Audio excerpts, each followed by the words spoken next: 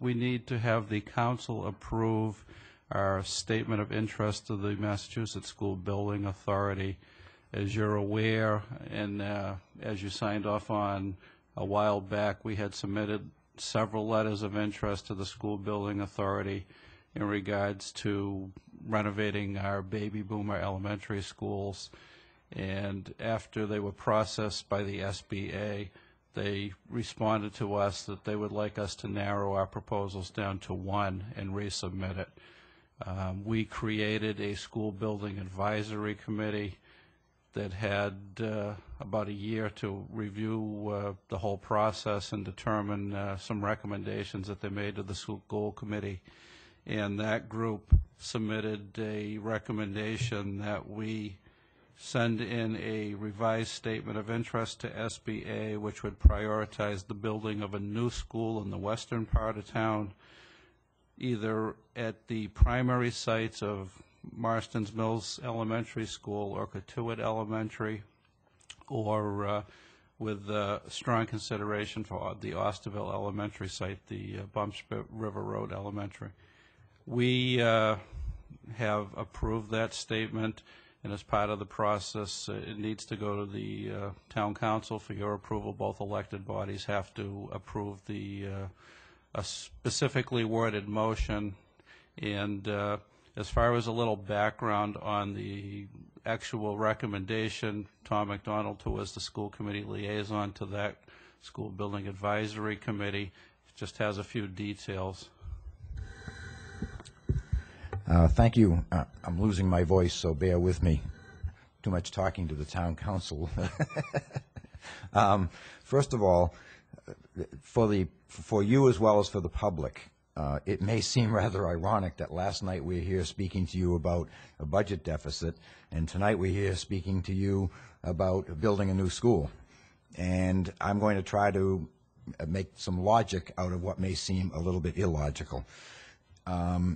First of all, the operating budget is one thing, and then building a new school, we are doing that in great part because we see in the long term tremendous savings to our community. First of all, what we're looking at is potentially closing 2 schools and having 3 schools fit into one. One new school that is environmentally sound, that is also extremely energy efficient. I think Dr. Grenier last night spoke to the fact that kids don't come in neat little packages. Excuse me, I'm losing my voice. In neat little packages of 25. And the larger the school, the more you can reduce staff and infrastructure as well. In addition to that, one of the ways that the idea is we're looking at those 3 sites, Cotuit, Marston's Mills, and Osterville. All things being equal, we would have one site. Okay, that allows for reduction of staff. It allows for reduction of costs for energy, costs for transportation, so forth and so on. Thank you. And as we looked at it, we wanted to also be fiscally responsible in terms of what will the cost be. Now, these numbers that I'm going to give you are not numbers other than ballparks to work with. And as I've said to the members of the committee, when I have a construction project to do, I know one thing, and that's where the yellow pages are. I have no knowledge of construction, okay? But let's assume, just to look at round numbers, let's assume that this facility would have cost us $20 million. Now, where do we get $20 million in this economy? First of all, half of it, when we submit this, we're submitting this and held harmless. If it doesn't go through, we don't move forward, okay? If it does go through, the state would be giving us approximately 50%. So if it's a $20 million project, it's now $10 million. Step number 2, we have $3 million in escrow from the sale of the grade 5 school. So now we're down to potentially needing $7 million. And then our goal would be to sell, depending on how it worked out, let's assume that we were to sell the Osterville property, which quite honestly is about 35 acres, if I'm not mistaken, and has the greatest potential for resale value, although I wouldn't want to be selling it today. But estimates are, and who knows down the road what it'll be, $2 to $4 million. Let's take a $3 million number. Now we're down to $4 million. And by the time we get this up and running, it will be very close to the time when the middle school will come off the rolls, and Mark Milne is probably better able to talk about that down the road if you have questions, where the bond for the middle school will no longer be part of the tax base.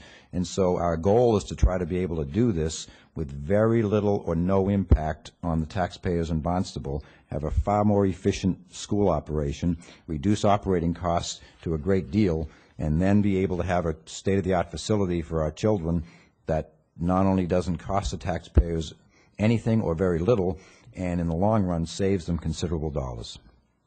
That's the thinking. I'm summing up in about 2 minutes a year of work in terms of looking at this.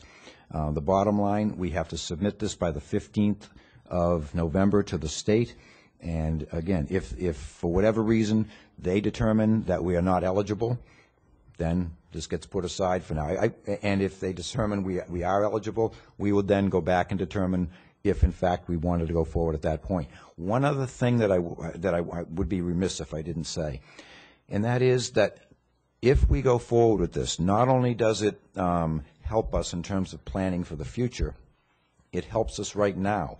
Because once we know that that's the case, we're going to be making decisions about capital improvements to our elementary buildings. And you're going to be approving dollars for our capital improvements in our elementary buildings to some degree, hopefully, no matter what. But if we knew that in 4 years or whatever it would be that we're going to be building a new elementary school in the western part of the town, that would have impact on the decisions we would be making in terms of what monies we would be putting into those elementary schools.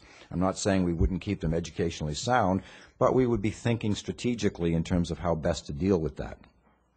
Secondly, in doing that, we would have, instead of 3 older buildings, 1 new building, and now whatever capital dollars are there can be focused on the other remaining elementary schools that may need work, and so we can focus the capital improvements on those and really improve the entire school district, again, without major investment on the part of the taxpayer. And that was clearly one of the major focuses we had: build a sound educational facility and be prudent with the tax dollars at the same time. So, Ralph,